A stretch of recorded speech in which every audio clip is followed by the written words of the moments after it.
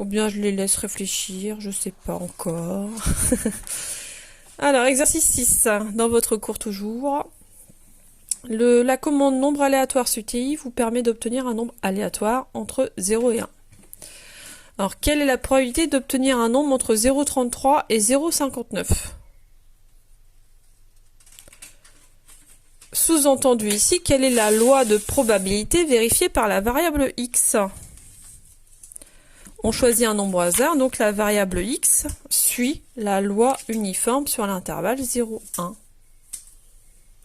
Donc pour calculer la probabilité de cet événement, je vais utiliser, vous vous souvenez, la formule D moins C sur B moins A. C'est qui A, c'est 0, 1, c'est B, C, c'est 0,33 et 0,59, c'est mon D. Et ça me donne, après calcul, 0,26. Voilà. Question B. Un petit peu délicate. Sachant que x est inférieur à 0,3, quelle est la probabilité de l'événement E, c'est-à-dire son chiffre des centièmes est 1.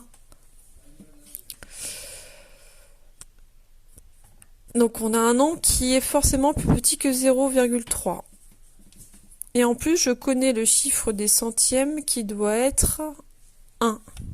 Quels sont les nombres qui sont concernés? Donc on peut les classer en 3 catégories. Les nombres qui sont inférieurs strictement à 0,3. Le chiffre des dixièmes, c'est forcément 0, 1 ou 2. Voilà.